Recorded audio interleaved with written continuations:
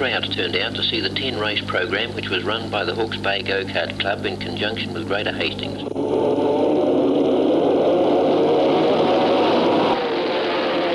During Saturday afternoon, there were thrills and spills aplenty, with several cars hitting curbs and receiving slight damage, and others bouncing into hay bales on the 6 right-angle corners on the course.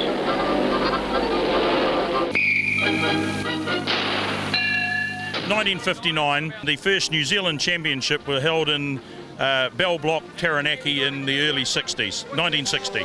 And in New Zealand, they tended to use the wheelbarrow wheels and chainsaw engines, motorcycle engines, where overseas they used power machinery motors like McCulloch chainsaw motors, West Bend power products, that sort of thing. New Zealand had import restrictions on, and people had to do the best they could with what we had. So our path in karting was a little bit different to America and Europe. By the time the checkered flag was reached, Deadman had his single-engine kart in front by mere inches, with Milden's twin-engine machine threatening to creep past in the dash up the straight. Steadman had the fastest lap of the day, racing around the 0.7 of a mile course in 49 seconds for an average speed of about 53 miles per hour.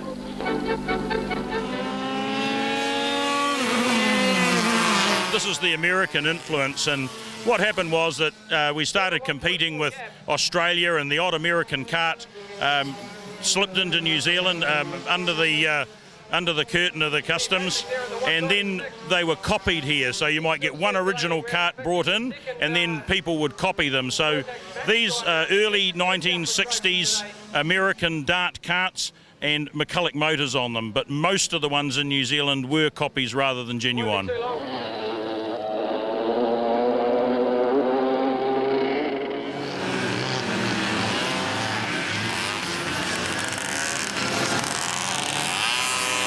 We were racing on limestone tracks basically then.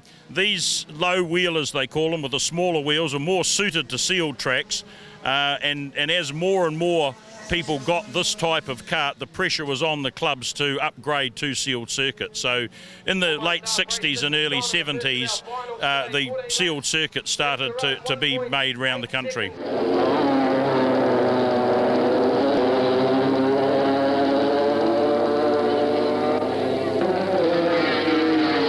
This is a 1972 Zip Californian. It's an English chassis, and you'll notice that they've gone from the beam front axle, just the piece of tube across, into this necked style of chassis. And the idea of this was to let the chassis flex, and therefore you had a better chance of keeping all four wheels on the track around the corners. So that they really haven't progressed that much from this style of chassis. So early 70s, these are the European types of chassis, and they started to introduce the rotary valve Italian two-stroke motors as well at the same time. Those are specifically designed for karting, and even though the McCulloch motor had its sort of foundation in a chainsaw, most of the engines that were run were specifically built for karts, but these are definitely kart only.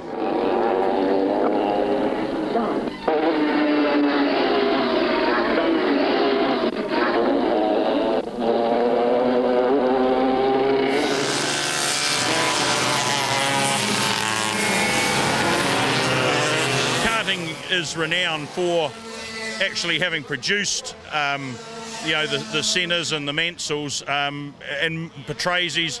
Most of our Formula One stars of the last 2 decades came through karting, and obviously there's a number of very well-known New Zealanders that also had their foundation in karting, and Scott Dixon, Greg Murphy, the late Ashley Stitchbury, of course, are quite prominent New Zealanders that did have their foundation in karting and were racing out here on this very circuit, in their early teens. Most of them started as midget karters at about 8 years old, and they went through until they progressed into the motorsport that they're involved in now.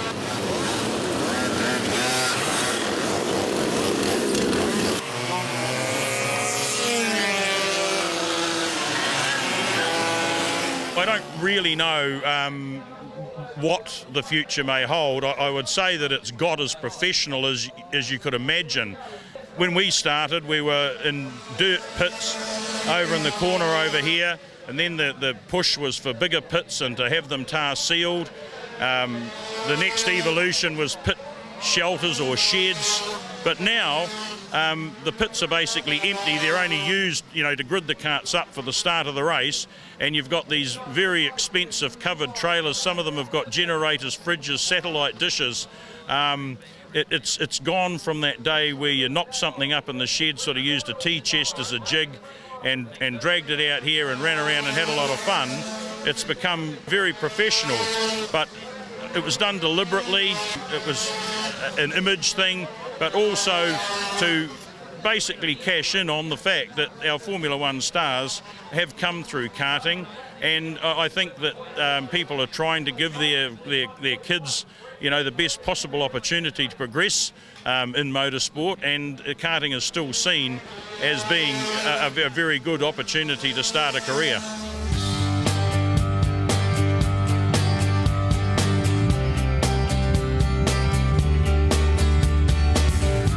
It really boils down to your individual attitude. If you're prepared to go and buy a second-hand kart for $1,500, $2,000, come out to a club day once a month and run around in the field where that level of involvement is going to have you and be satisfied with that, then yes, there is still a place in karting for people like that.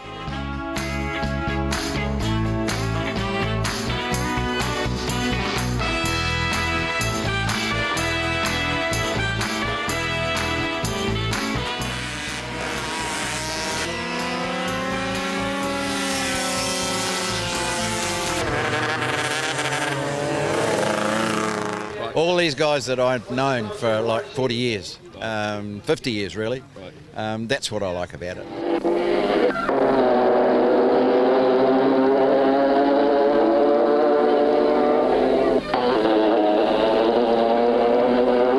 We'd do 100 miles an hour in those things in a road race. I mean, that's scary stuff. It is pretty scary. You wouldn't do that today. No way.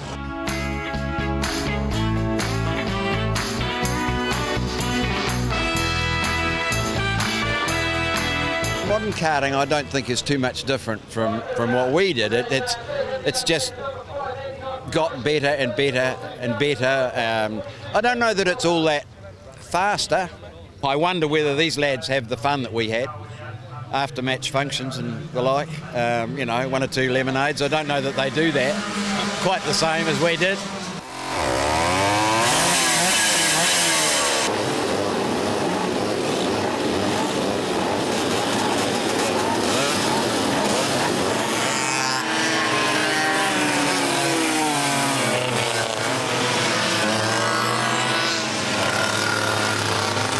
We had a lot of fun in those days, and we look forward to the social part of karting after the racing, and that maybe not quite as serious as it is today, but we still spent a lot of money there and travelled all over the country. I'm a little fortunate. I belong to the Nelson Club, the Invercargill Club, Christchurch and Auckland, so I sort of see a lot of people all the time. It's good.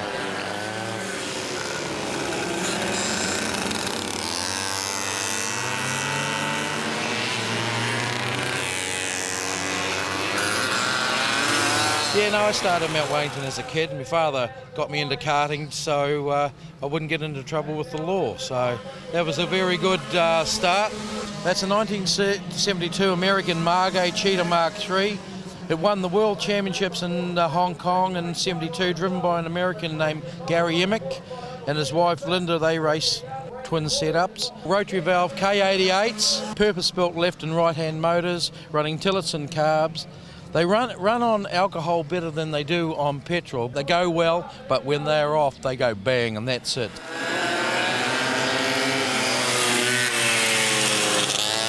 It's fairly quick, yeah. It's I sort of don't drive it to its capacity now. I don't know whether it's just an age factor or not, but oh no, I get out there. I made a fall before. I did a big loop-de-loop out there and that, and flicked a chain off, which no, it's quick.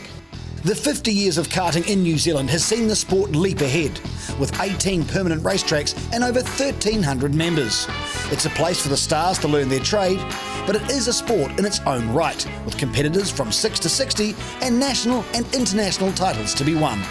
Who would have thought when those simple home-built karts started racing around limestone tracks 50 years ago that New Zealand would produce the 2003 World Karting Champion?